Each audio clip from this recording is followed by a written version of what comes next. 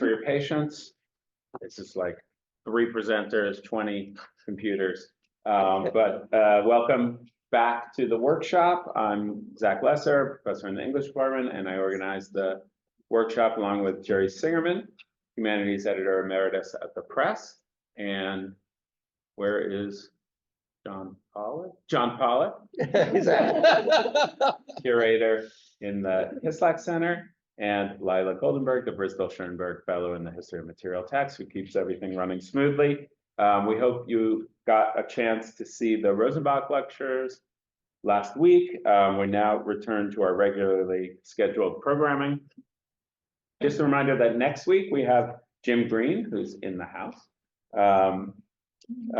speaking about American Bibles, and then we have Anne Sharif talking about Hokusai, and then our own Lila Goldenberg on Oxford Library catalogs and much more. You can see the full schedule on our website at pennmaterialtext.org, where you can also sign up to our email list if you're not currently getting our 1 to 2 emails a week from Lila, or you can just add your email address to the sign-in sheet that's going around. Please do sign that. We have a nice big crowd here, so just in case anyone ever asks, it's good to know how many people we have. Okay, I'm going to introduce our speakers.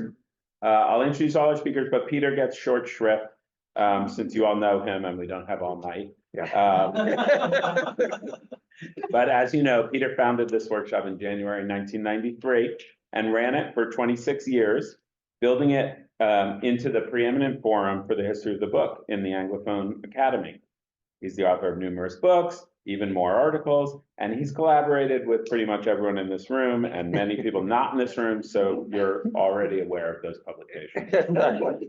His interests range from Shakespeare to Ben Franklin, the Bible, to a recent obsession with Finnegan's Wake, reliquaries, hair fetish, everything in between. As Michael Corleone says, just when he thought he was out, we pull him back in. Okay, now on to the other introductions.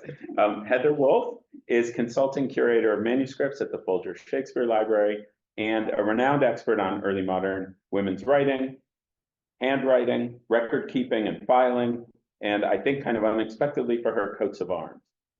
Because in 2017, she unearthed new evidence in the College of Heralds for the machinations behind Shakespeare's acquisition of a coat of arms for his father, evidence that gives us another, I say another, some people say a clear link between Shakespeare, the man from Stratford, and Shakespeare, the player. Her co-written essay on the material culture of record keeping in early modern England, co-written with Peter, in fact, won the 2019 Archival History Award from the Society of American Archivists, which I call the other SAA. Her first book, Elizabeth Cary, Lady Falkland, Life and Letters, won the inaugural Josephine Roberts Scholarly Edition Award from the Society for the Study of Early Modern Women and Gender. And just incidentally, Josephine Roberts' copy of Lady Mary Roth's Urania, with Roth's own manuscript annotations and corrections, is here at the Hislop Center. Heather also co-wrote an essay with Peter and Roger and Frank Mowry, the longtime conservator at the Folger, on, I think this is it, on, what did you guys call it? Hamlet's Tables and the Technologies of Writing in Renaissance England, which has important links to tonight's talk. At the Folger and at Rare Book School, she's taught paleography to generations of PhD students. She's curated many key exhibitions, and she took the lead on the Folger's magisterial web archive, Shakespeare Documented, and on the huge undertaking in 2016 of sending a copy of the first folio to every US state. She's currently finishing a book on writing paper. Writing paper. Not writing about the actual paper. The writing paper in early modern England. And Ray Schrire is on the Faculty of History at Tel Aviv University, where he works on the cultural and intellectual history of Europe. He earned his PhD from University of Jerusalem in 2020. His first book, nearly completed, out soon, is The Grammar School, A Cognitive History, 1450 to 1700. As he writes, the book historicizes the practice of learning Latin in English grammar schools in times in which paper, print, humanism, and the Reformation changed education from the level of the institution down to the level of the neuron. In this way, he's bringing together two important fields of early modern studies, book history and what's sometimes called cognitive historicism or the history of cognition, two fields that haven't often spoken to each other. So I think this is a really exciting project.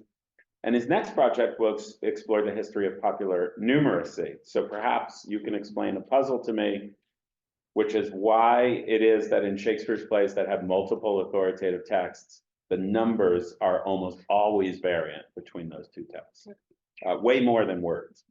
And I urge you all to read the blog post, which is linked in the abstract for this paper on Humphrey Walcott's grocery bill. It's great. Spoiler alert, there's a crazy amount of plum paste involved, but that also links to the topic of today's talk.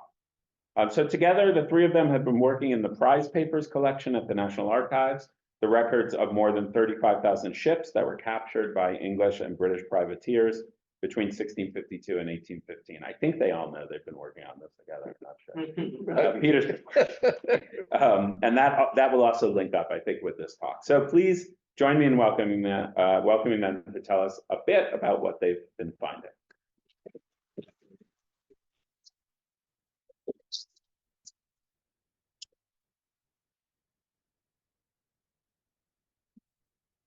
So I do just share, and what do I do? I go on full screen. Oh no, okay, correct. Okay, you can do it for me. Sorry, I should have. Yes, I'm sorry.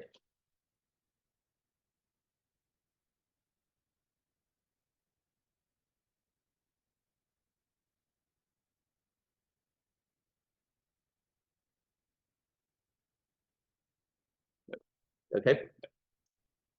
So I just want to say thank you very much to Roger Chartier and to Frank Mowry, with whom we began this project 20 years ago.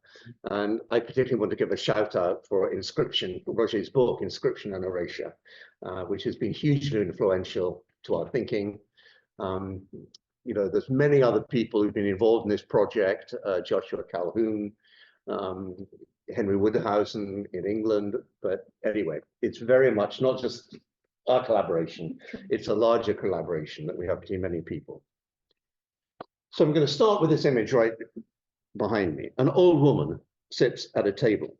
In front of her, she has an open box of small weights for weighing the coins with portable scales that lie beside them.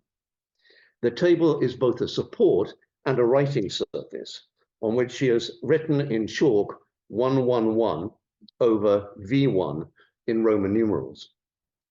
The table itself is a necessary affordance for both the objects before her and her practices as she handles coins, counters, scales, weights, and chalk, and makes calculations. In addition, there is a small scrap of paper in the bottom right-hand corner of the painting. We might expect this to have the painter's name and perhaps a date, but it does not. It records the weight of a coin minted in 1594 by the first treasurer of Zeeland in Middelburg, Jacob Volk. In contrast to the Roman numerals that the woman has written on the table, these are written in Hindu-Arabic numerals. I couldn't magnify it because the image wasn't good enough. She is binumerate, a point to which we will return. Most depictions of writing in early modern Europe, like this one, take place indoors. They include a minimum of a stool, bench, or chair, and a table, desk, or lectern. Writing with pen and ink typically requires a table as support for quills, inkpot, paper, and for more professional writers, wax and candle for sealing, pounce pot for drying excess ink, knife, scissors, and string for filing documents, which we've written about. What happens, though, when you go outside, if you want to write in the marketplace or at a public execution or on the deck of a ship? There are a few depictions of such kinds of writing. But take this miniature of the Flemish mystic, Jan van Ruysbroek. He is writing outside in the woods on a wax tablet with a stylus, where he is inspired by the Holy Spirit. He writes without chair or table. his two hands quite adequate for holding his equipment. But when he goes indoors, so this is the same guy, it's not a scribe, it's actually he goes indoors. When he goes indoors, he sits at a lectern with parchment and pen, although you can't see any ink, with parchment and pen to transcribe what he wrote on the wax tablet outside. Erasable surfaces on which could write with a stylus and without ink were above all associated with writing outside, as in the case of Don Quixote in the wilderness, a scene that Roger Chartier analyzes so brilliantly in Inscription and Erasure. In 1692, when the Jungfrau Katharina was captured by English privateers, the Danish captain had no less than 9 erasable tablets in his possession, all of them heavily used. They were actually from Amsterdam. They were made in Amsterdam. There are several striking things about these notebooks. One, the erasable leaves of 8 of the 9 notebooks have a black surface made of a coating of oak gall ink on the thick paper, in contrast to the great majority of erasable tables that have a white or cream-colored coating of gesso and glue. 2, all 8 of these have a place for holding a stylus made probably of lucite, although it's not absolutely sure, which is a volcanic rock, and 2 still contain their styluses. We'll look at them in a moment. 3, all 8 contain white paper, regular paper, for taking notes with quill and ink. 4, all 8 contain, or we believed did contain, a Spessier book printed in Amsterdam, which is a book about coinage and about weights of gold and silver, printed in Amsterdam with woodcuts of a wide range of coins and their different values in different cities. So those are the 4 points. To take these 4 points in sequence, the surfaces of the great majority of surviving European writing tables are white or cream, being made of gesso and glue, and providing a light background to the dark inscriptions of the metal stylus. And you can see that on the left. But by the end of the 16th century, one begins to find black erasable leaves with lighter colored writing, made either with a stylus or with chalk. Could they be an adaptation of the erasable leaves that were discovered by Europeans in the Americas? In 1521, Pietro Martiri d'Anghiera recorded a great number of books from Colocana, the leaves whereof are made of the inner rinds or barks of trees. These they smear or anoint with the pitch of molten bitumen. They rub them over with a certain plaster. It is to be thought that they beat the plaster into fine flour to make a crust therewith upon the leaves, whereon they write with any sharp instrument and blot the same again with a sponge or some such other thing, as merchantmen are accustomed to do with their writing tables. Although these Mexican erasable leaves were covered with plaster and were presumably white or cream colored, the substrate of black bitumen was suitable itself for erasable writing. And black erasable writing colored with soot was certainly known from Burmese parabakes. Samuel Pepys, for instance, owned a parabake, which is still in his library in Cambridge. But why were these 8 notebooks from the Jungfrau Katharina on black paper, given that the majority are not in Europe? There is a simple explanation. This is made clear by antithesis from the cleaning instructions in the tens of thousands of writing tables that were manufactured in London from the 1570s onwards. And this is in the December calendar, so it takes place. So it says, just the 13th day starts with the shortest day. And then it says, to make clean your tables when they're written on, take a little piece of a sponge or a linen cloth, being clean without any soil. Wet it in water and wring it hard, and write that you have written very lightly, and it will out. And within 1/4 an hour, you may write in the same place again. Put not your leaves together whilst they be very wet with wiping. The important point here is that when surfaces of gesso and glue are wet, the leaves will stick together. which makes such a surface radically unsuitable for writing on a ship at sea. The ink-coated surface poses no such problem. And to address the second point, namely the writing implement, the typical metal stylus does not work well on an ink-coated surface. Hence the use of lucite styluses, which make a whitish inscription on the black leaves. So these are the styluses. The third point is that the Jungfrau Katharina's writing tables contain not only coated erasable leaves, but also ordinary paper for making notes with pen and ink. This points to their bilocational uses. The erasable leaves were mainly used for taking notes when standing, often outside on deck, for instance. The ordinary paper was normally used for writing when seated inside at a table, in harbor, or on shore at a port. While we have stressed so far the uses of these notebooks for writing outdoors, we want now to stress exactly the opposite. They are equally designed for use indoors, in situations that required a sizable flat surface, like a wooden table. Indeed, to address this fourth point, all 8 notebooks contain, or we believe did contain, sorry, I got the wrong there, a specie book. These printed tables were crucial for any ship trading, not just between different nations, but between different cities, and even within a single city, because money had no national belonging, in contrast to today.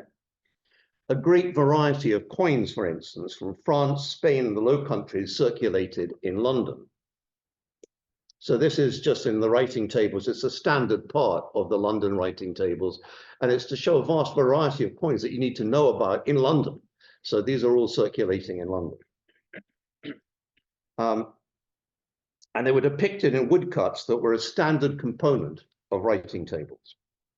The view that the men and women weighing and counting coins are necessarily moneylenders or tax gatherers has been perpetuated by the misleading titles ascribed to a whole genre of paintings. The simple fact is that everyone involved in any financial exchange needed to know how to weigh coins, since depending upon where they were minted, they contained different qualities of gold and silver. This is actually made clear, a table of the difference of the fineness of gold, and it goes down, angel gold, French crown, sovereign gold. So they're different qualities, and you need to know what they should weigh according to. So this is actually crucial. Everybody has to weigh money for any financial transaction whatsoever when you're dealing with different coins. To emphasize the point that we've already made, drawing up accounts usually required the affordance of a substantial table. But note that even in this scene, a 1751 drawing after a lost 1552 double portrait, the table holds everything that the merchant husband and wife need for counting and weighing money, but it also contains the material evidence of their activities outside the house. So it's on the left and the right, the two things in red. So on the left at the top, this is actually not, it's a set of wax tablets. And we know that because of the flat-headed stylus. So the flat-headed stylus is used for erasing. So the top image, and you can actually see this is actually, and these were being made throughout, particularly in Germany, a fair amount survived from the 16th and 17th century. They were used up to the 19th century. So what we have then is that a set of wax tablets with a flat-headed stylus as the closing device, and a portable pen and ink pot for use at a fair or in the cabin of a ship. Compared to the left-hand image below, that's a permanent ink pot. But the pen and ink pot, these are what you carry. You often see clerks and secretaries round their belt. They actually hang it round their belt. So that's actually, again, potentially for writing outside. Okay.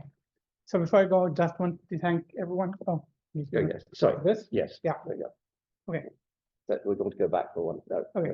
Yeah. I just want to thank everyone for coming, and it's such a delight to be here. I usually stay up till very late at night to zoom in on intro text, and it's great to be here on a normal time.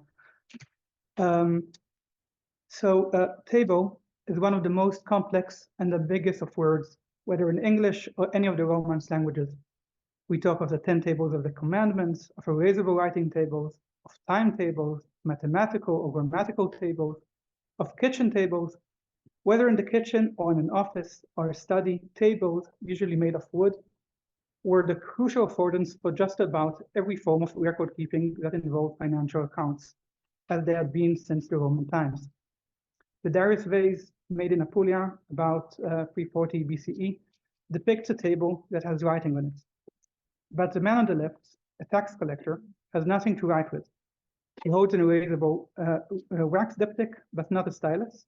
And anyway, a metal stylus would scarcely be the right implement for writing on a wooden table.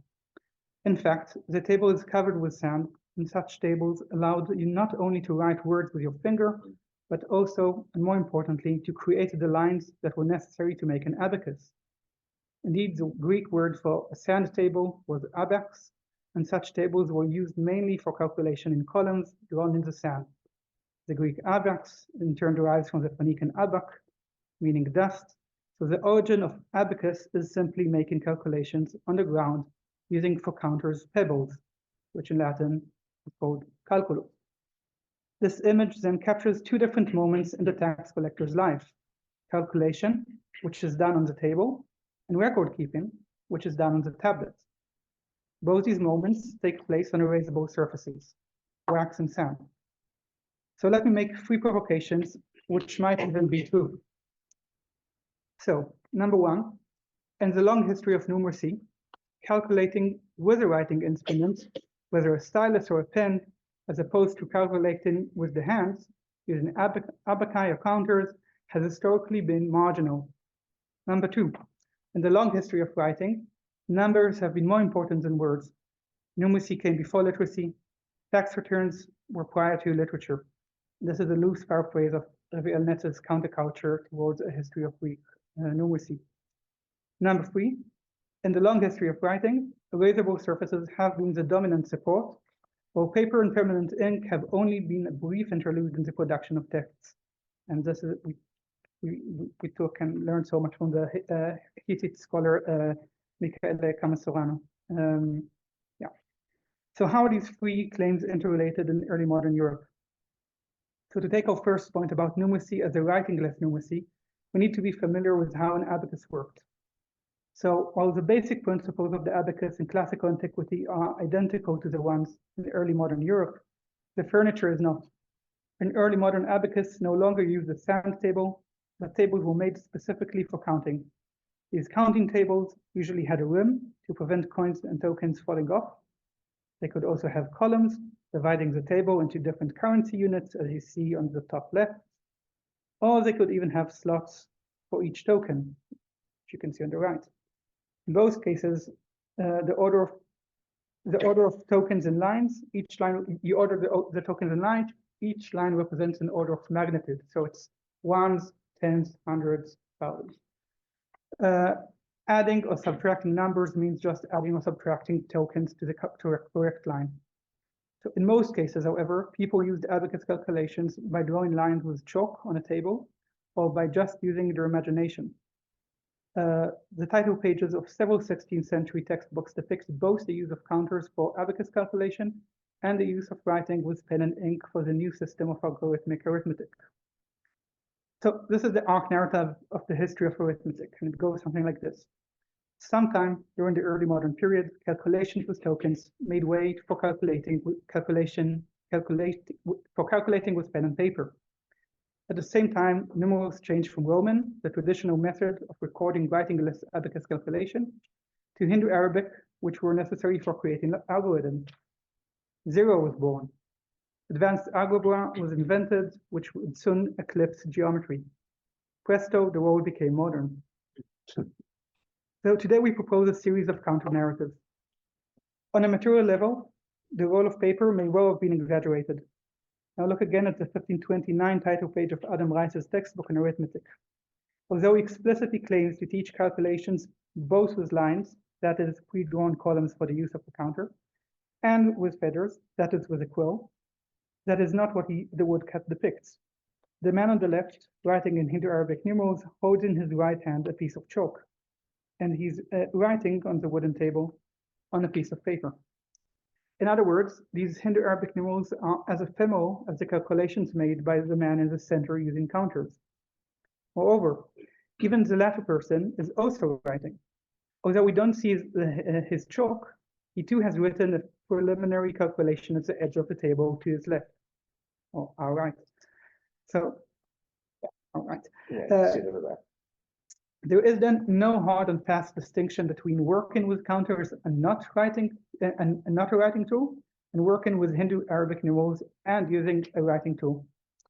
Indeed, a 1527 edition of Rice's textbook has a confused and confusing woodcut of a merchant writing in Hindu-Arabic numerals with lots of zeros, but on a counting board marked up for counters and Roman numerals.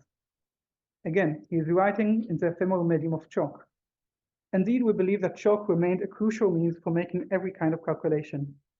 It was, as we have already shown, frequently used on wooden tables, from which it would be rapidly erased.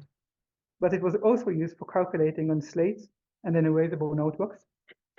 Indeed, several of the writing tables at the National Archives contain both numbers and text in chalk. One of them even contains a scrap of linen that was used for erasures.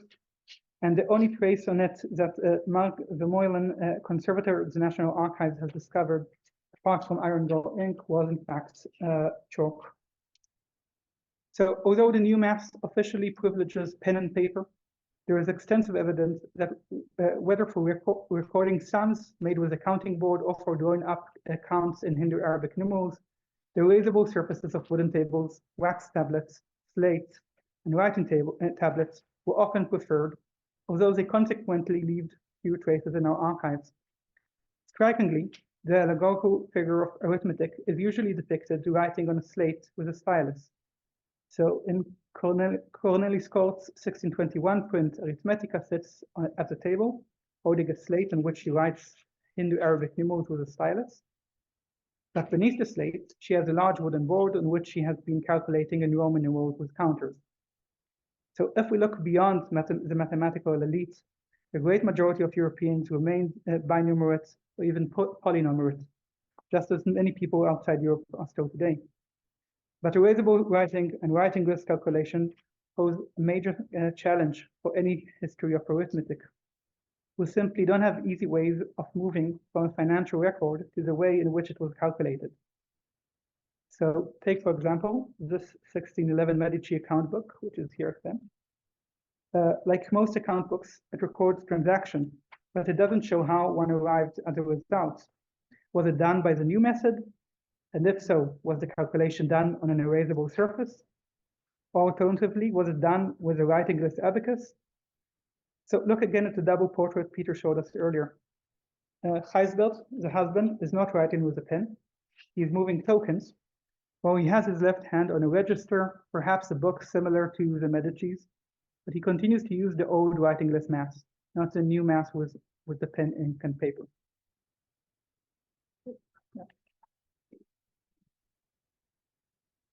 Sorry. Yes, sorry. I'll actually go back to the previous image. Okay. So when Roger, Frank, Peter, and I published Hamlet's tables 20 years ago, we focused on writing tables and styluses as the primary alternative to pen and paper or parchment. And we drew a pretty strict line between permanent writing and erasable knowledge, associating the one with information meant to be saved and the other with temporary inkless writing that was meant to be discarded after use or transferred to a more permanent support.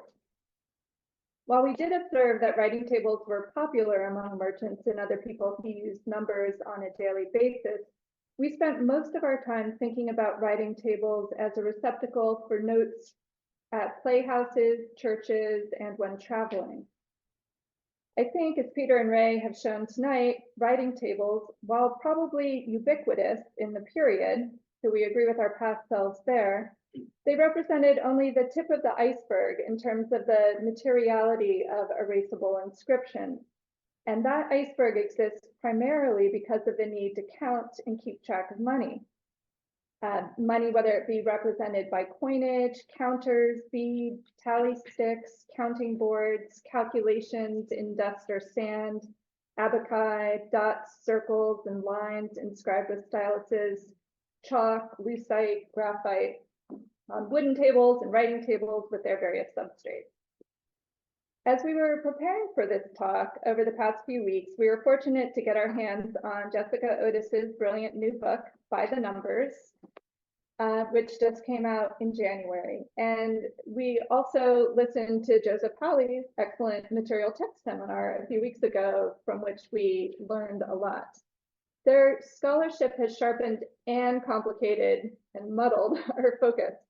They both reminded us that this is not a linear story, as Ray just explained too, and we still count with our fingers and think in terms of 5s and 10s when calculating. Moreover, some of the tools we associate with permanent writing have similar affordances to impermanent writing, like portable penners and ink pots. But some forms of impermanent writing require substantial hard surface in the form of a wooden table or desk, just as they usually did for writing with pen, ink, and paper. Even as some people wrote with Hindu Arabic numerals, others continued to use counters.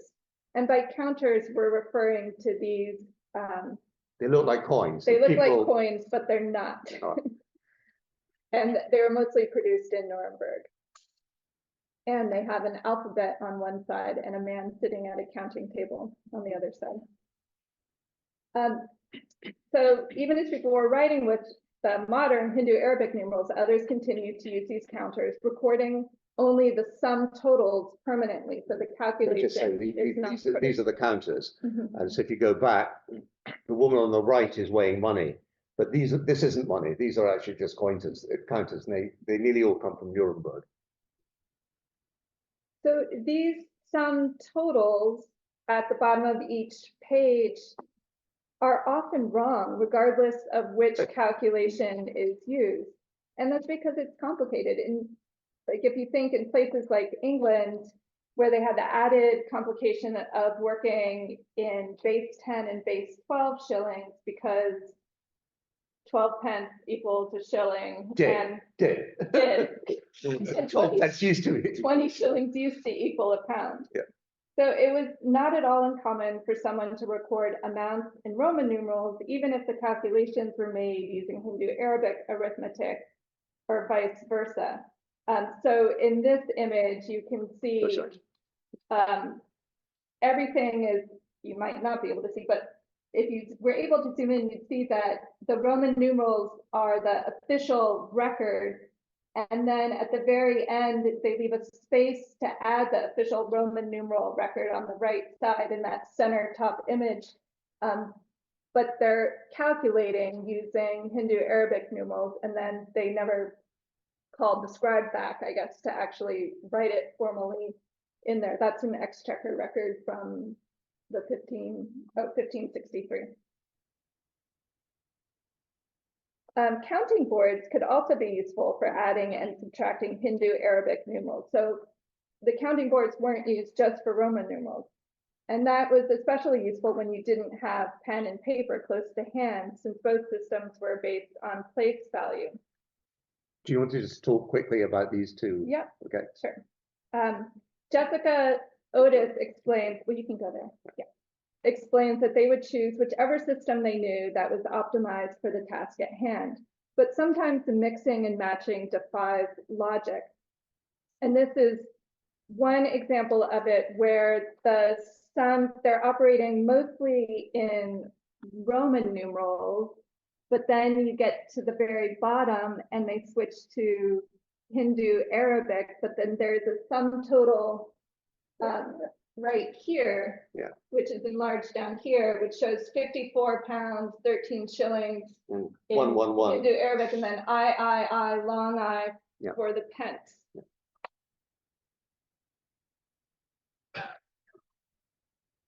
Now I'm going to talk about dots.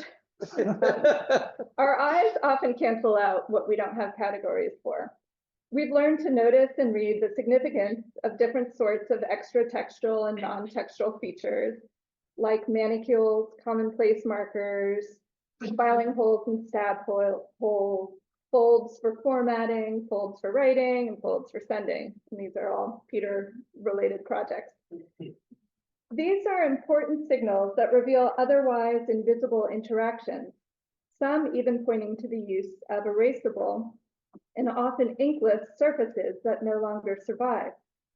So we began to wonder what sort of erasable numeracy does survive and is still visible on permanent surfaces.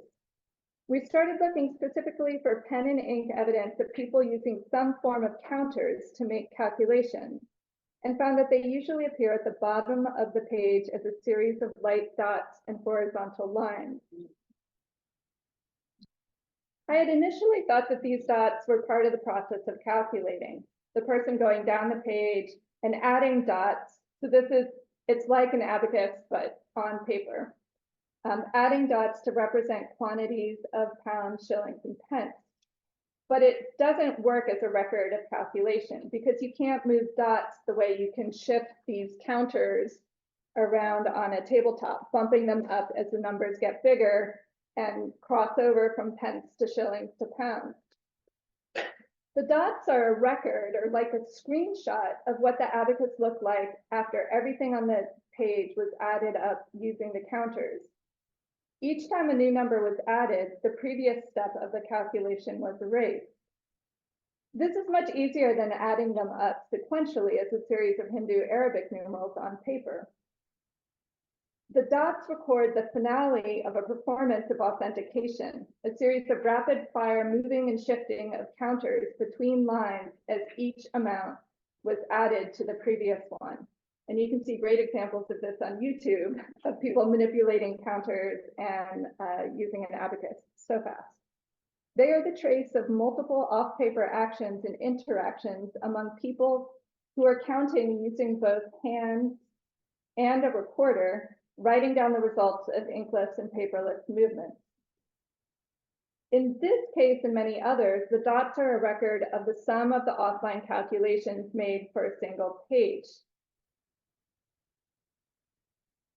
And so I'm just trying to keep track of which image. So this one, it's a total of the sum total, which has been crossed out and a new one added. So there's still, we haven't quite worked out the order in which things happened here.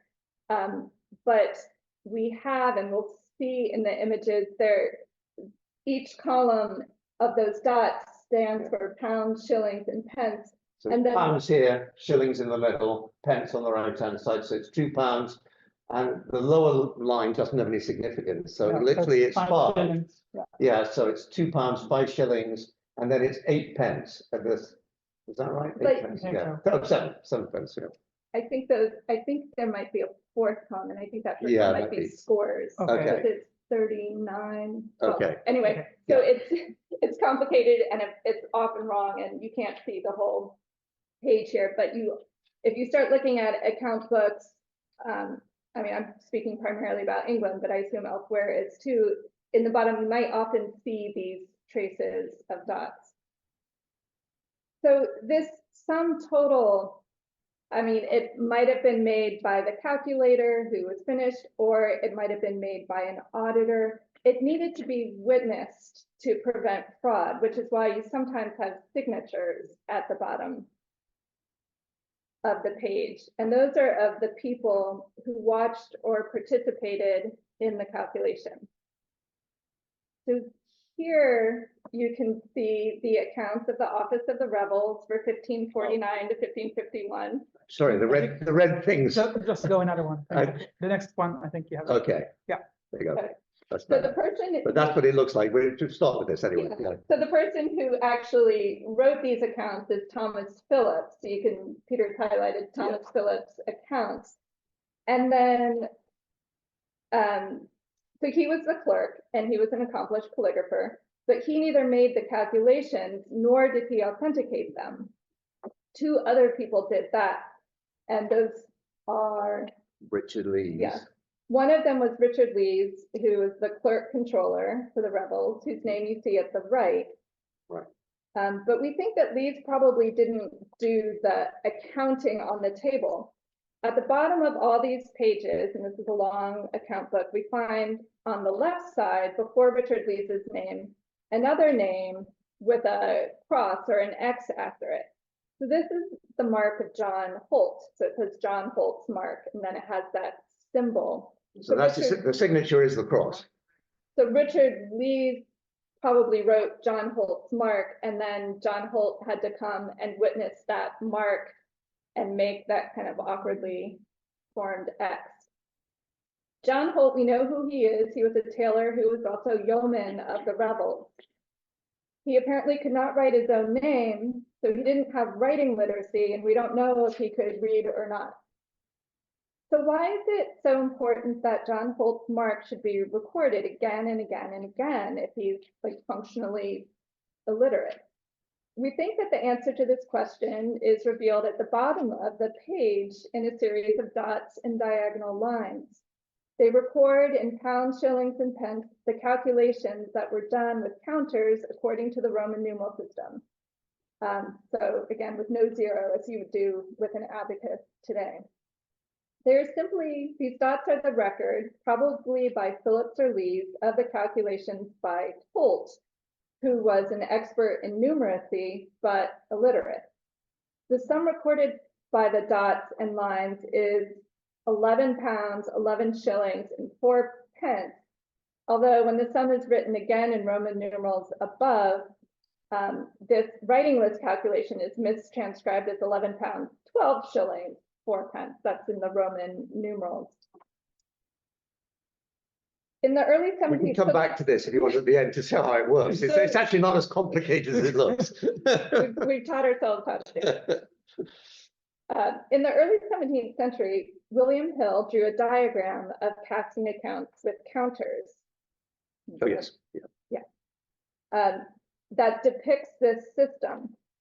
And we don't have time to explain it right now, but happy to go into it more afterwards. But you can see at the very bottom, it starts with a farthing, and then a halfpenny, and then pence, and then 6 pence, which is half of 12 pence, which equals a shilling. Yeah.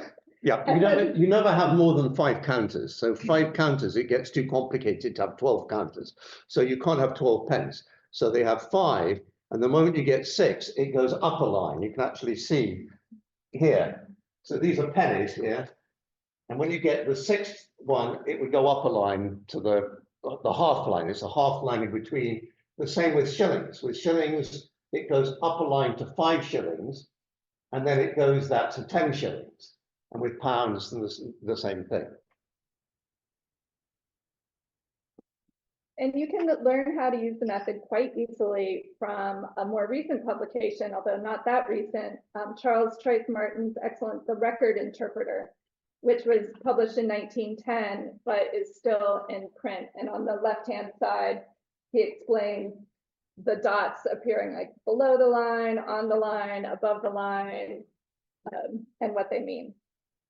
So the crucial point here is that numeracy was not dependent on literacy.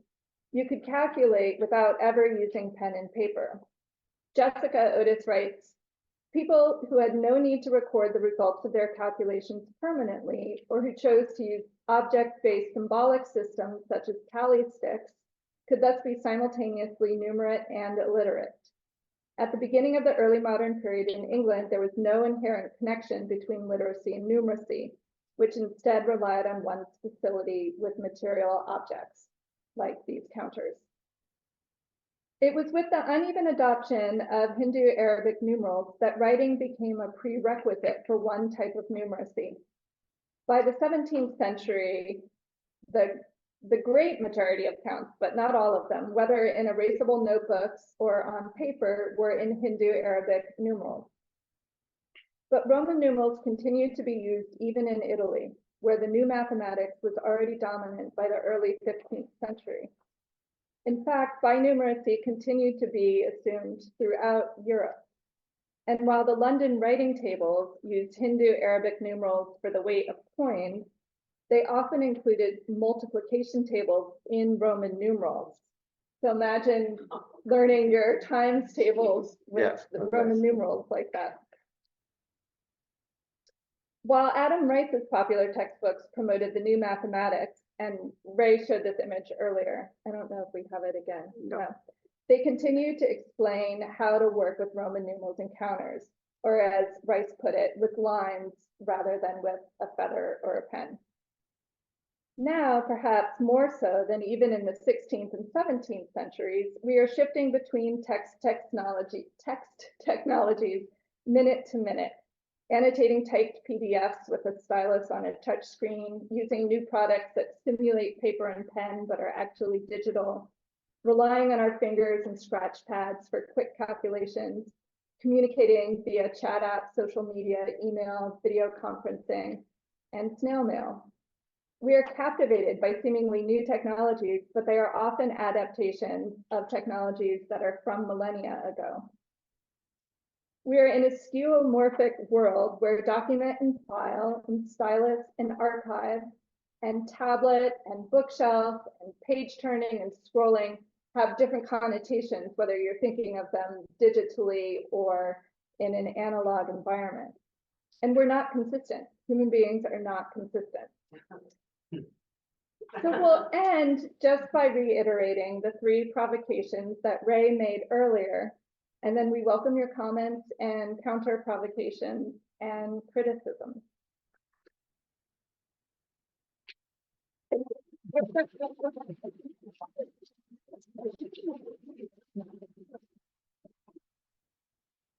Thank you all. The floor is open. I'll call on our Wharton business professor. So I have a non-grand question. Why on earth was Nuremberg the only source of the counters? It's a good question, and we have no good answer. It's not the only source. Like, there are other places that would mint tokens, but for some reason, at least in England, you almost always find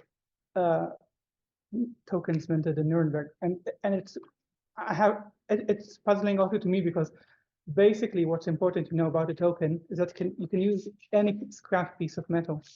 It doesn't need to have a certain image. It doesn't have to price. The important fact is that they're tokens, they're not. Exactly. It could be a pebble. Exactly. It's going to be, yeah. So, but and this is the case where I guess cultural reasons are like more important than just any practical explanation. You can basically use a stone, but you would actually try and get your hands on decent Nuremberg tokens. So, yeah.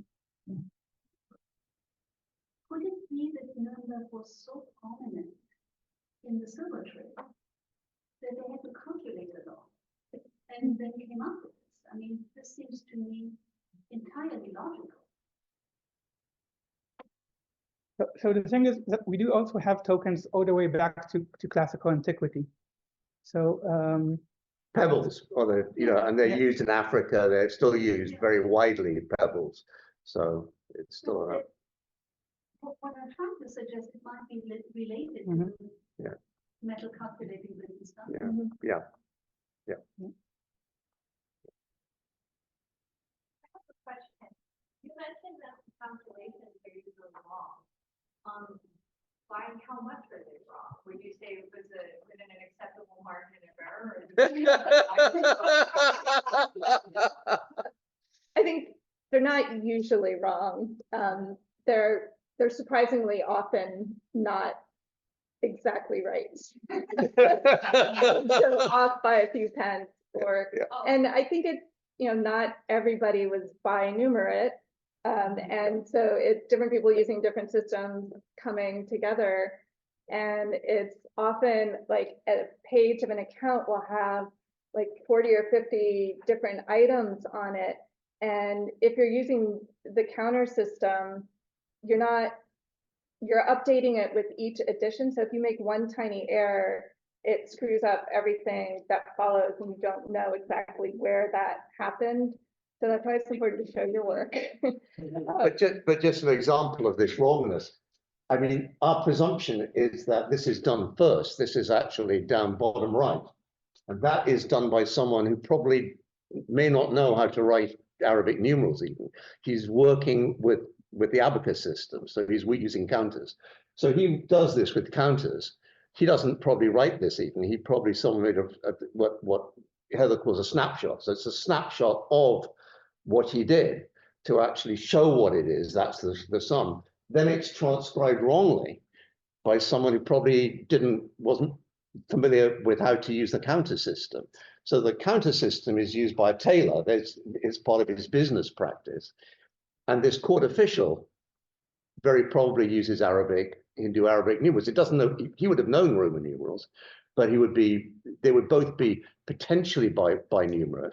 But certainly this guy here, who's not, he doesn't know how to write his name. He's crucial because in the sense he's the person who actually knows how to use the counters. And so there's a complete gap between these two things. The counter thing doesn't require, you only need to, the recording requires literacy, that's all. Yeah, but we still haven't completely worked out which is more authoritative and which version gets carried over, and we haven't done the math to see, where the error occurred. So there's still a lot more work that needs to be done. I'll just add about the question of errors. It's actually very, very interesting because so Heather was saying like we're trying to reconstruct ways of calculation, and by noting like things like these small dots, you can say, okay, an abacus. But actually by the type of errors, you can also kind of infer the type of calculation done. So like we're also cooperating with people who work on this from a cognitive point of view and trying to actually understand types of errors. What do they reveal about the type of calculation done originally? So errors are super I'd say important. this is my working theory about number variants in plays, is that playwrights tended to write in Roman numerals, Yeah. which are very easily misread. Yeah. More so, I'd say, than Arabic. Yeah. But vice versa, my sense is that people working with counters are normally more reliable than people working in the new system.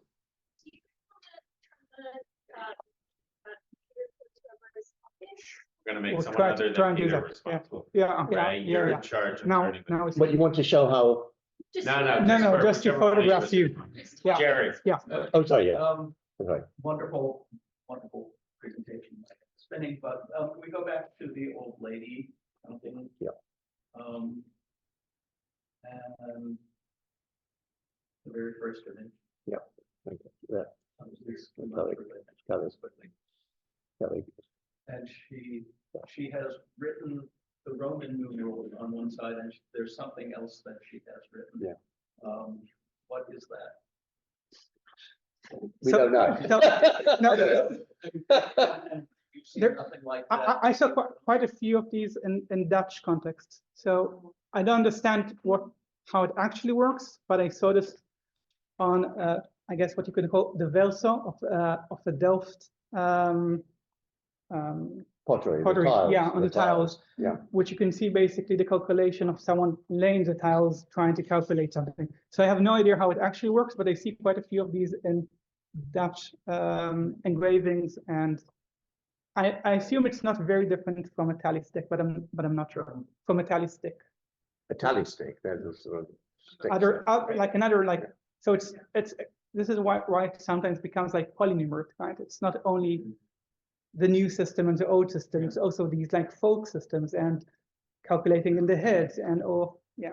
Presumably has something to do with the lines going through the single thread or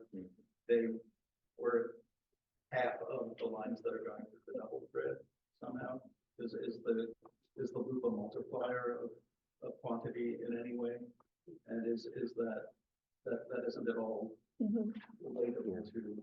But we don't even know what Because the, they did use that 1, 2, 3, 4. Maybe. So also Bruegel, the elder, has this depiction also. You see this another like Dutch context, this kind of calculation. What's exact? I'm sure there is an answer to this, only we don't know it.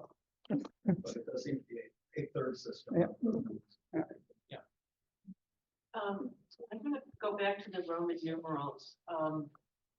So first, just to mention that Denise Schmidt-Besserat, who's a historian of writing altogether, talks about tokens as almost probably emerging before even impressions into wet material. So I just wanted to mention that. But Roman numerals don't comport with tokens in a particular way. Okay, 1, 2, and 3 make sense. 4 doesn't. Right? 5, 6, 7, and 8 make sense. 9 doesn't, because the 9 is a 10 minus 1. Right? So it doesn't really go, the 4 is a 5 minus 1, so it doesn't really go with tokens. I hope you have an answer. That would be So great. I'm obsessed with this for years, because basically there is this transition between I to IV, right? And that's like, and also 5 I and 10 minus 1. 10 minus 1 is not an abacus. It's already using a Roman numeral, like in a cultural way, in the same way that the Warburg Institute still, each journal is like with Roman numerals, right? It's a or the Super Bowl still uses Roman numerals, right? It's a way of like marking prestige. But in so many of the accounts we're seeing, it's still I and VIII. So many of these are still. Nearly all the ones we've been looking at, they have they have 4 like that. They don't do, I so see. literally it doesn't make sense to do Right. that with a counter system. Right. So you don't want to take one away. So everything is always additional. It's never I a, just wondered, why didn't even the Romans start with a V and an X, and then you could make one with I, Yeah. V. yeah, Yeah. yeah. But there is positionality in the counter system. So it seems like not too far a leap to the notion. I get that it might be later or kind of inscribing of the counter system, but because you know, if you put one above the line on the right, it means 5. If you put one above the line on the left-hand side, it means 10. Yeah. That's not too far from the left being subtractive, Mhm. you know, with IX, Yeah. right? So it seems like it's maybe an adaptation Yeah. of a counter system. You could denote by positionality, Yeah. whether to add or subtract. And I also love the way you talk about the mixing of these 2 numerate systems. It seems like it goes even beyond that, because so basic algorithmic calculation with Arabic numerals is very imbricated with abacus counting, because you're still relying on positionality to denote multiply by 10, right? So the only reason the algorithm works is that it's kind of got, even if you don't know it, it's got deeply embedded within it the kind of place counting of an abacus or a counter system, right? And at least when I calculate these things, like, and I assume most people have always done this, you also have the somewhat idiosyncratic, but I think also culturally similar among people, ways of doing this in your head. So if you ask me to multiply 5 times 95, like I can do 5 times 90 and then add it to 5 times 5. Yeah. And that's what you're doing when you do the algorithmic calculation, but you don't need to know you're doing it. But that's basically an abacus. That's still kind of counter system, right? You're like adding up and moving them over. That's one thing. The real question I had was this. Also, in a lot of businesses in London, anyway, I know mainly around pubs, use tokens instead of money, especially when metal was short. Yeah. Now, but some of them appear to be cutting or making their own tokens out of wood and things, right? With the head of whatever is their shop sign. Yeah. Is there some relation, like how do those fit into this, this system? Because they must look like counters, but they must have some other way of denoting accounts, right? Like, do they store them in a little, do I have a cup with my tokens in it and they add them up and I have to pay that amount at some point? Like, have you found anything on that? Yeah. So I have actually a colleague that's completing a book about that, like self-made coins in early modern England, Edith Benow, and as far as she can tell, they don't mint tokens, which is completely bizarre because it's tokens, right? It's just tokens, but they are minting coins, but self-made coins every like that, yeah. So You mean that out of metal? yeah, out of metal, because at some point the Royal Mint basically says, okay, enough is enough. It's so complicated, all this stuff with money. People don't have enough like small change to just do their shopping. Anyone can mint. Okay, and this is a bizarre. So she's an economic historian trying to understand how does this trust system work in this kind of situation. But the Folger does have a collection of pub tokens, you know, that are done by specific inns and specific, you know, so you can actually see if you look under the heading realia. So there's a whole category realia that you can look for at the Folger, and you come up with everything. You know, it comes up with hair and, you know, God knows what. But yeah, it's just a thing. Metal. But they can be made of wood, but I think they were ones that survived anywhere. I think are made of metal. They're not precious metal. Yeah, I find myself wondering whether lathes existed in early modern England. The idea of making these tokens out of metal, never mind metal, which are paying to ship all the way from central Germany, seems very surprising to me. But maybe if lathe technology didn't exist, shaping relatively regular slugs of wood. That'll have to be next year. No, they were making, you know, cylindrical banister columns and all kinds of stuff. But there must have been lathes. This is really puzzling. Or clay. John, yeah. Go ahead. Go ahead. Thank you. So I like Jerry, I'm sort of like, there's so much I don't understand. It's really amazing. I don't know, Jerry understands, but I don't. I'm doubting my numeracy in a serious way. But thank you. Maybe two things out of others that I could ask.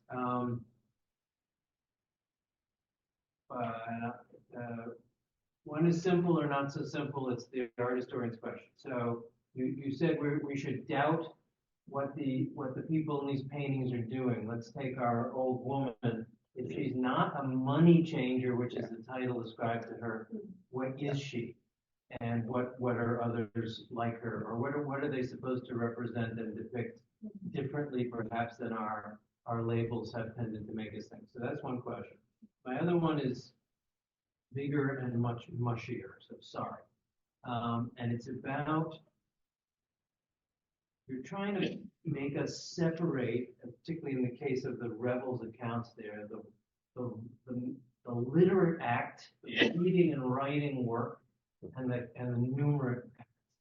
Get that? It's fascinating. It makes perfect sense. But I'm interested, and maybe this is not your project, so just say so, in the interface of these two things, the writing of the mathematics, the writing practice.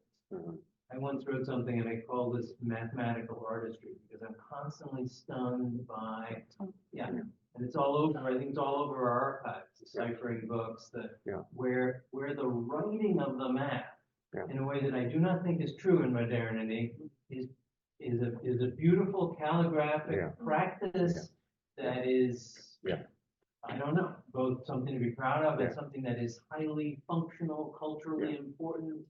You know what I mean? You know, you've seen it a million times.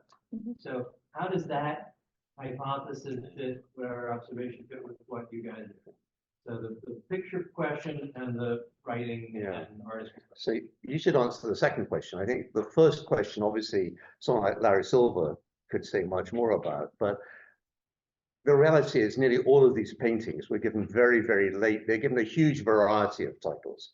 So there isn't the notion that there's this title called The Money.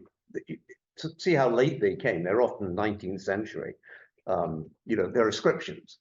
So they have nothing to do with how the paintings were made or why we know why they were made. But the crucial point is I don't think there's any way of knowing for any of these people whether they're money lenders. I think it's the least likely possibility. There weren't a lot of money lenders there. Okay, but it's not like there were lots of money lenders. Everybody needs to actually do calculations, you know, and that once you understand that there's no national currency, once you understand that all these different coins are circulating everywhere, in London, in Paris, you need to weigh when you're actually comparing the fineness of gold or the fineness, because each currency has a different quality. And the level of fineness is between cities. If you look at the Danish captain, his Dutch books, they're unbelievably about tiny differences between this city and this city. So it's like, it's pages and pages, it's huge pages of woodcuts. So everybody is. I guess another way of pushing back is saying, are we looking at a high-skilled woman, or are we looking at a kind of person who we might see in every little town and place who? I think we're seeing the second, and I think we're actually seeing many, many people trained. They're trained more in the north, it seems, than in the south, particularly women. It goes through, to the 18th century. Literally, you get this account by Benjamin Franklin. He says, he's got this really bad apprentice who goes bankrupt, and he says his wife takes over, and he says when his wife takes over, everything goes fine because she's good at mathematics. And he says she learned mathematics I think in Holland. So anyway, particularly the Dutch are famous for having, and it's very interesting. The woman in the double portrait is actually doing the weighing. She's doing the weighing. They're both merchants. In other words, to say he's the merchant and it's the merchant's wife. They're two merchants, So there's actually a few books about like the theory of Dutch accounts bookkeeping. It's basically let the wife run the business. So it's like it should be really like the merchant and useless husband basically. Hold on. Yeah. Second question. Yeah, second question. You should answer.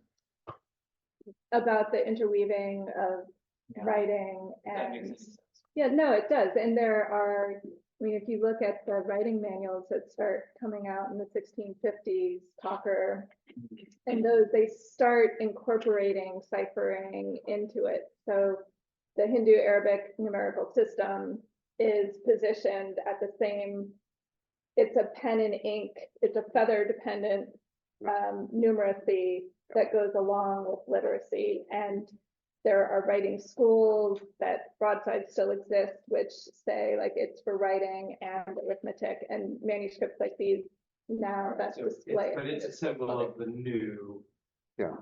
Thing. Yeah, but also the old, because when we looked at the Rebels accounts, that's in Roman numerals, and that's a calligrapher, and that's very, very important, it seems to me, in England to have these very elegant, beautiful looking. So it's a beautiful piece of calligraphy. These are also beautiful. These are all Hindu Arabic, but these are beautiful pieces of calligraphy. So learning calligraphy is often associated with learning arithmetic. But what's interesting is that you've also got this completely different tradition that has nothing to do with writing, that you've actually got a tradition that's absolutely not writing dependent and is absolutely about counters, how you move a facility with counters. Okay, Lila, there's a couple questions in the chat. Do you want to read them? And just a reminder, I should have said before to everyone on Zoom, use the raise hand function if you want to ask your question live. Okay, so Bianca asked, have you looked into betting practices and shifts in this period? Is there an overlap? Oh. Betting chips. BETTING. Betting slips. Gambling. Gambling. Oh, gambling. Chips, like tokens for gambling. I haven't. I haven't. We should. Maybe we should. We should. Yeah. No. And then D. Andrews asked, I had the experience recently of manually counting titles in print bibliography, and I used tallying 1111 strike equals 5, and then adding all the groups of 5. I did this because it seemed to me that it had the hand action of tallying was more reliable than counting in my head. Maybe Ray had some insight into why abacuses, in fact, are a more accurate way to count than in one's head. Do you want to answer? Okay. Do you want to answer that? So it's actually two different things, because the question is why to write 1111 and then a strike. So that's one issue. The other question is actually why is it more reliable with tokens? I think it's just more reliable with tokens because you're just manipulating things. You're not supposed to think all the time about numbers in some abstract ways that we are supposed to learn. Supposedly we all know today, right? It's very concrete. It's a piece of metal moving on a line, and you can actually see this on YouTube. The people that master this, they never get it wrong, right? So you need to learn the scope. But once you get it, you're never wrong. the question of why actually representing, so I know a cognitive explanation to this, which might be convincing in some way, is that we have a very quick ability to count things up to the number of 5. So this is why also in the abacus, it's like, it's actually not counting. It's called subitizing. What you do is you can look at something and immediately know if it's up to 5. 1, 2, 3, 4, 5. Also in your hand, you can feel in your hand like 5 objects and you know it's 5. 6 objects, you already need to start counting. So this is why when you mark 1, 2, 3, 4 in Schrire, or why the abacus after 4 coins jumps 1 to the 5th. So.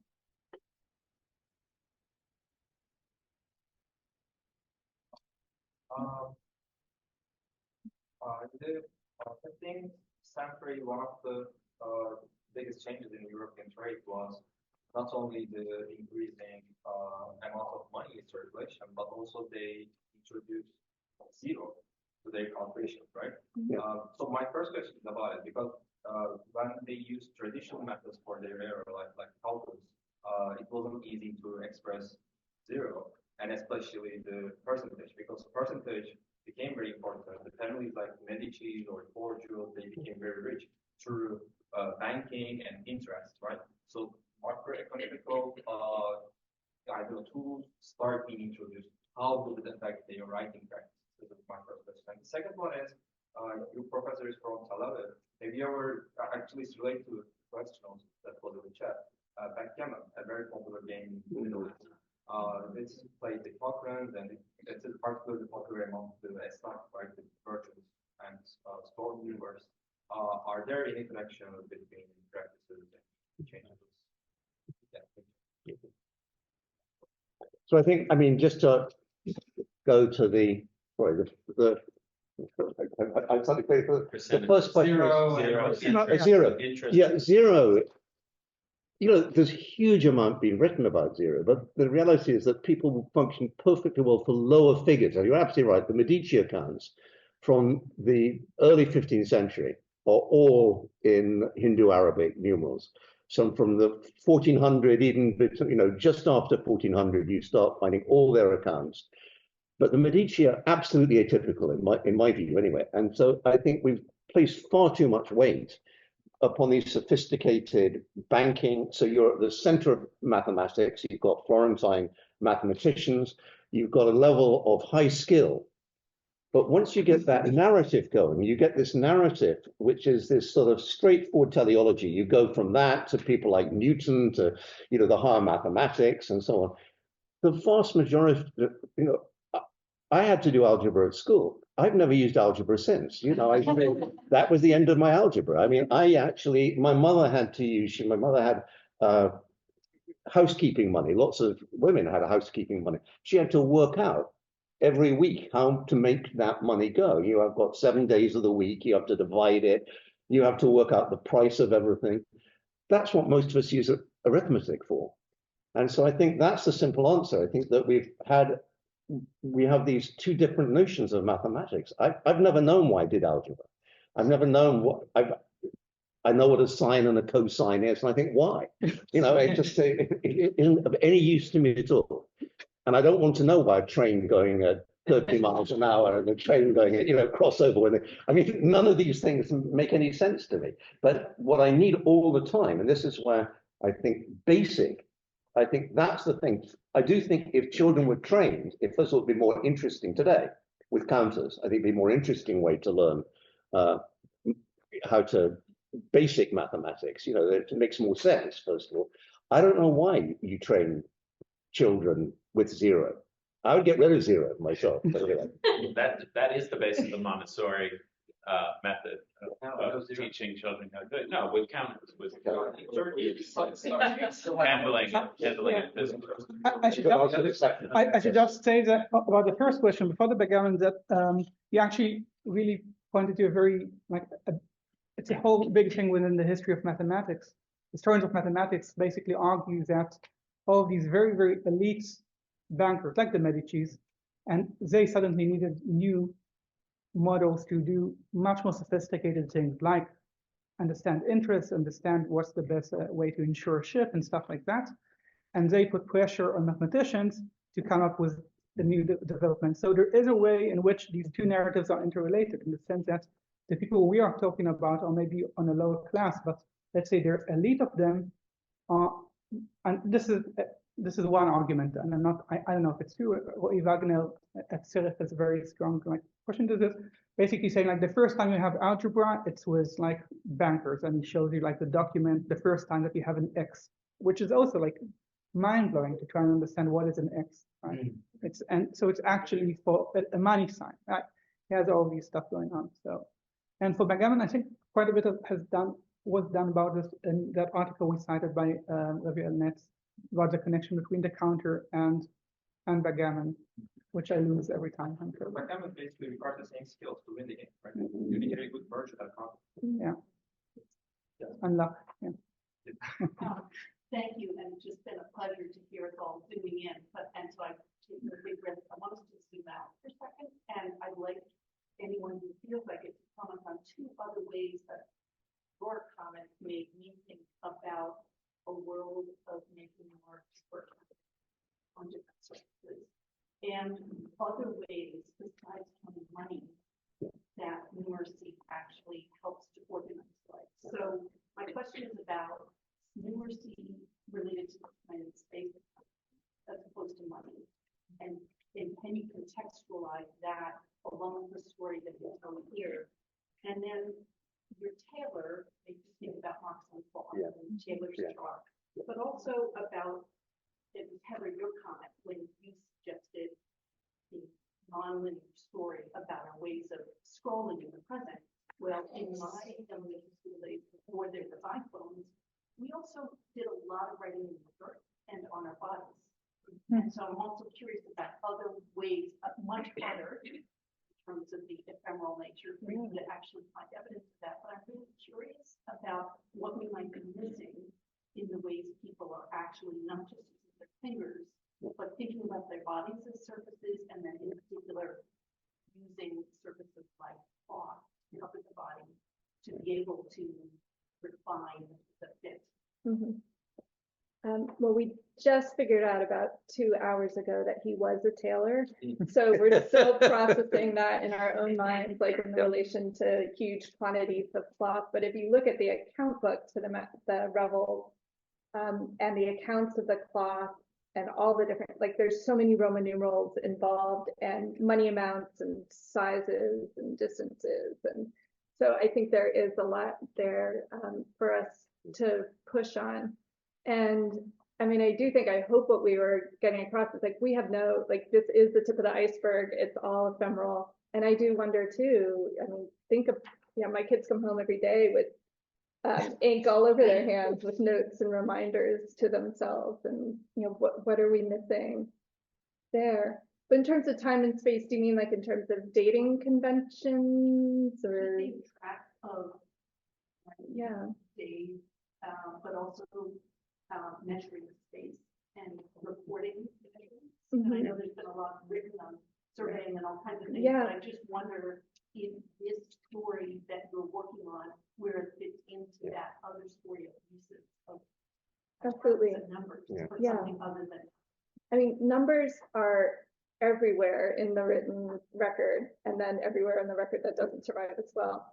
But when I teach paleography, I make the participants spend a huge amount of time on numbers, and they're brain dead by the end of it because they have to like learn Roman numerals and then learn to read the Hindu-Arabic numerals, which look a little bit different from how they do now, and then do the math with the pound, shillings, and pence. But the dating too, I mean, if you're in England, you're 10 days behind everybody else, and there's the Julian and the Gregorian calendars, and there's so much shifting back and forth between Roman numerals and Hindu-Arabic, except for the year. The year is represented with Hindu-Arabic numerals before anything else, but the month and day, like the month is often, it'll say like 9 Bur, but the 9 will be I with the Bur above it. So it's a very fluid. Although actually in the Italian, in the Medici account books, the only ones that we found with Roman numerals, one was for the year. This is from the 1480s, 1490s. Everything else is Hindu-Arabic, but at the top of the page, they just have the year. They have nothing else. And you found, so Luca, sorry? Yeah. Exact opposite. Yeah, so Exactly, but and Luca Pacioli, Yeah. who is like quote unquote like the father of modern accounting, right? So he writes, you always write the year in Roman numerals. This is the custom. Yeah. Okay, and he yes, he also says that. He says you Yeah. should write Yeah. the year in Roman numerals. That's quite interesting. And- And he calls it the old, he says it the old way. He says the old and way. he also actually, it's an amazing book, the Summa Arithmetica, and it has basically all of the different systems, all the polynomers going together, and one of them is this beautiful image of calculating on your fingers. And he has this woodcut of like fingers in a very strange way, like this is 7, but if it's like this, it's suddenly 17. I didn't figure it out, but it's a way of calculation, right? You're supposed to actually do all kinds of stuff with your hands and get to, and it's not like what we do. It's not like 1, 2, 3, 4. It's way more sophisticated than that. My dad used to be able to use his knuckles as Yeah. an Yeah. abacus. Yeah. Yeah. I mean, But there's also, when people are trying to figure out which system to use and fluidly move in and out, fraud was something that they would think about as well. So an advantage of Roman numerals was that terminal long I. If that's why they make it, we don't have a picture of it, but a long I instead of just a short one, so you couldn't add onto it. Yeah. Where with Hindu Arabic, you could add zeros, you could add digits beforehand, you could make a number a lot bigger. And so there were some, I mean, we had like 1,000 images, so it's a miracle that we got it down to 30 or so. Yeah. But there was one where the numbers are written out as words so that you can't cheat Yeah. in any way, Yeah. like you can't Yeah. stick an extra. But that's what you do with a check, with a modern checkbook. Yes. And so that seems to me the history, a modern checkbook is a way, which of course is disappearing, but Yeah. it's a way of really thinking about what literacy is, that you've got a signature which can be completely illegible. And that as if you have arthritis, my father had to actually, learn to make a mark in his 90s because his signature wasn't legible, but you've got an illegible something at the bottom. You've then got the date, which is the numbers, which has to be a check, wouldn't be cashed without unless it's dated correctly. And then you have to have the number in words and in numbers on a checkbook. So it gives you a sort of basic grid of literacy, of a certain kind of literacy, but it's very numeracy heavy. Thank you so much for the talk. Fascinating. My question is regarding this really interesting distinction between literacy and to what extent was there a discussion or developing opinion about the necessity to link numeracy and literacy? And I'll give a little background of why I keep thinking about this question. I studied in North India and I'm looking at Urdu text. And literacy came very late to women in North India. But of course, women have been in charge of household accounts of a very great complexity for generations. And what you see in text in the 19th century is men writing in words, convincing women to adopt literate methods of accounting for numeracy. You get accounts of, temple forms, tallying forms, and saying that this is a much more reliable system. And it just made me wonder, is there any point in this theory where there is a beginning discussion about whether it's desirable or necessary to link numeracy and literacy, or does this happen later? Just anything about that?